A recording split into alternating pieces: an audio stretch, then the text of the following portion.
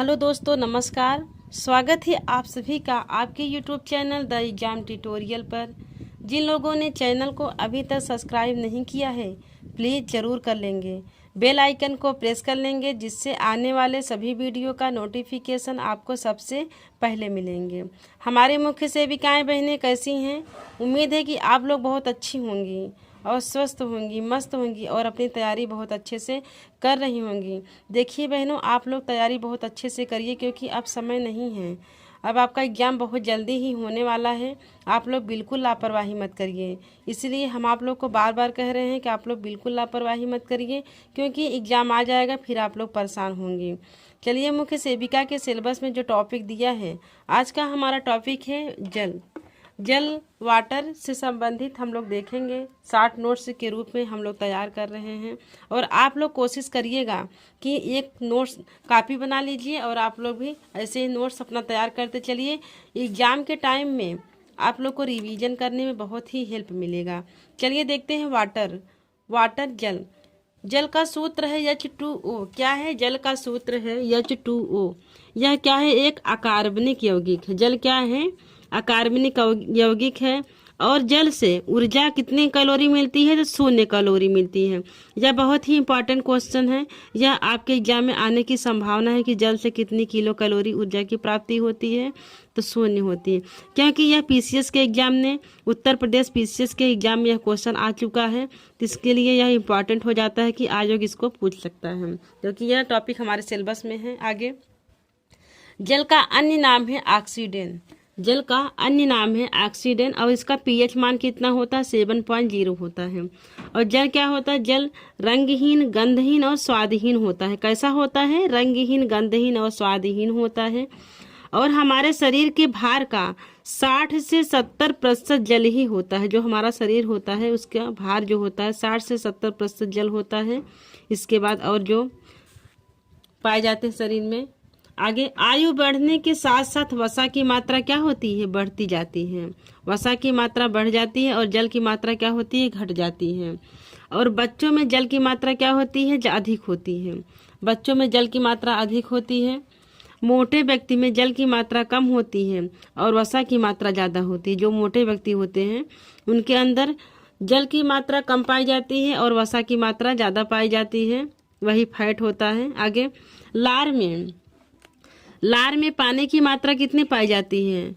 Exam में पूछ ले कि लार में पानी की मात्रा कितनी पाई जाती है? तो 99.27% लार में पानी की मात्रा होती है। और जल का घनत्व कितना है? जल का घनत्व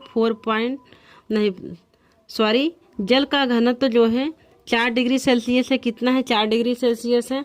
और इसका हिमांक बिंदु जो है 0 डिग्री सेल्सियस या 32 डिग्री फ़ारेनहाइट या 273 डिग्री केल्विन है। इसका क्वथनांक बिंदु क्या है? 100 डिग्री सेल्सियस या 212 डिग्री फ़ारेनहाइट या 373 केल्विन होता है। हमारे शरीर में 10% जल की कमी से क्या हो जाता है? निर्जलीकरण हो जाता है, डिहाइड्रेशन हो जाता है। हमारे शरीर में जल की मात्रा प्रतिदिन हमें कितना लेना चाहिए? पानी के रूप में कितना पीना चाहिए? तो ये एक पुरुष को कम से कम 3 से 3.7 लीटर पानी पीना चाहिए, और महिला को 2.5 से 2.7 लीटर पानी पीना चाहिए। यदि गर्भवती महिला है तो 1.5 से 2 लीटर पानी उनको पर डे पीना चाहिए। और जल की प्राप्ति ऑक्सीकरण द्वारा कैसे होता है? 100 ग्राम वसा से जल की प्राप्ति ऑक्सीकरण द्वारा 100 ग्राम वसा में 107.3 ग्राम जल की प्राप्ति होती है। और 100 ग्राम कार्बोज से 55.5 ग्राम जल की प्राप्ति होती है। और 100 ग्राम प्रोटीन से 41.3 ग्राम जल की प्राप्ति होती है। जल के प्रकार। जल 2 प्रकार के होते हैं, मृदु जल और कठोर जल। साबुन के विलयन में झाग दें और पीने योग्य हो और पर्याप्त मात्रा में खनिज हो, ये क्या होता है? मृदु जल होता है, जिसे सॉफ्ट जल कहते हैं। कठोर जल में क्या है? साबुन विलयन में झाग नहीं बनता है और यह पीने योग्य नहीं होता, और इसमें खनिज भी नहीं पाया जाता है कठोर जल में। जल की कठोरता अस्थायी और अस्थायी होती है। अस्थायी कठोरता में कैल्शियम या मैग्नीशियम के क्लोराइड या सल्फेट के कारण होता है अस्थायी कठोरता। इसे परम्यूटेड विधि द्वारा जांच की जाती है। और अस्थायी में क्या है, इसमें कैल्शियम या मैग्नीशियम के बाइकार्बोनेट के कारण क्लार्क विधि द्वारा इसकी जांच की जाती है। कौन सी विधि द्वारा? क्लार्क विधि द्वारा। अगला है जल के कार्य। जल का क्या क्या कार्य है? तापमान नियंत्रित करना, जल से तापमान नियंत्रण करना, और पोषक तत्वों के हस्तांतरण में अनावश्यक पदार्थ हैं। पोषक तत्वों के हस्तांतरण में अनावश्यक पदार्थ जो होते हैं, यूरिया, अमोनिया को बाहर निकालने में सहायता करते हैं। जल घोलक के रूप में पोषक तत्वों को प्राप्त कराता है और कोमल अंगों की सुरक्षा और पाचन में सहायता करता है। शरीर से जल का निष्कासन किडनी या गुर्दे से मूत्र के रूप में कैसे निष्कासित होता है? किडनी या गुर्दे से मूत्र के रूप में निष्कासित होता है, और त्वचा से पसीने के रूप में, बड़ी आंत से मल के रूप में निष्कासित होता है। फेफड़े से जलवाष्प के रूप में, आँख से आंसू तथा नाक से नाकस्राव के रूप में, और धात्री माता से दुग्ध के रूप में इसका निष्कासन होता है। जल संतुलन, हम जल संतुलन को समझेंगे दो तरह से, एक धनात्मक होता है, दूसरा ऋणात्मक होता है।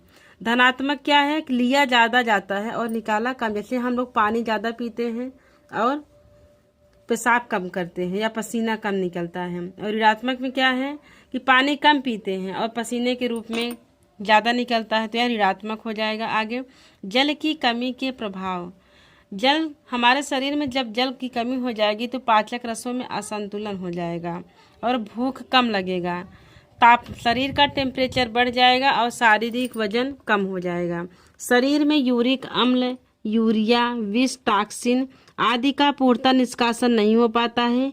इससे शरीर में विकार एवं रोग उत्पन्न हो जाता है। क्या होता है? शरीर में हमारे कोई विकार या रोग उत्पन्न हो जाता है। और जल की कमी से किडनी या वृक्क या गुर्दा की क्रिया में बाधा होती है और व्यक्ति अशांति हो जाता है, चिड़चिड़ा सा होता है, और रक्त में तरलता कम हो जाती है, जिससे परिसंचरण में बाधा होती है। रक्त में तरलता कम होता है तो यह रक्त परिसंचरण में बाधा होती है और व्यक्ति को परेशानी महसूस होती है। आगे है दूषित जल से होने वाले रोग। दूषित जल से हैजा, कालरा, डायरिया, टाइफाइड, पीलिया या पेचिस रोग हो जाता है। और जैसे मिनी माता रोग जो होती है पारा से होती है, और इटाई कैडमियम के कारण होता है। शारीरिक विकलांगता या आर्सेनिक के कारण होता है। फ्लोरोसिस जो होता है फ्लोरीन के कारण होता है। और जल को शुद्धिकरण के उपाय कि हम जल को कैसे शुद्ध करेंगे, तो जल को शुद्ध करने के लिए सबसे सरल तरीका है उबालकर, फिटकरी द्वारा या क्लोरीन द्वारा, ब्लीचिंग पाउडर से भी जल को शुद्ध कर सकते हैं, लाल दवा या पोटेशियम परमैंगनेट के द्वारा, एल्यूमिनियम सल्फेट से मिट्टी युक्त जल को, और पराबैंगनी किरणों से और ओजोन गैस के द्वारा भी जल का शुद्धिकरण किया जा सकता है। थैंक यू दोस्तों, वीडियो को लाइक एंड सब्सक्राइब करें और आप लोग इसको बहुत ध्यान से देख लें। और आप लोग को अगर इम्पॉर्टेंट लगे तो आप लोग भी नोट्स ऐसे ही बना लीजिए, क्योंकि एग्ज़ाम के टाइम में रिवीजन करने में बहुत हेल्प होगी। Thank you.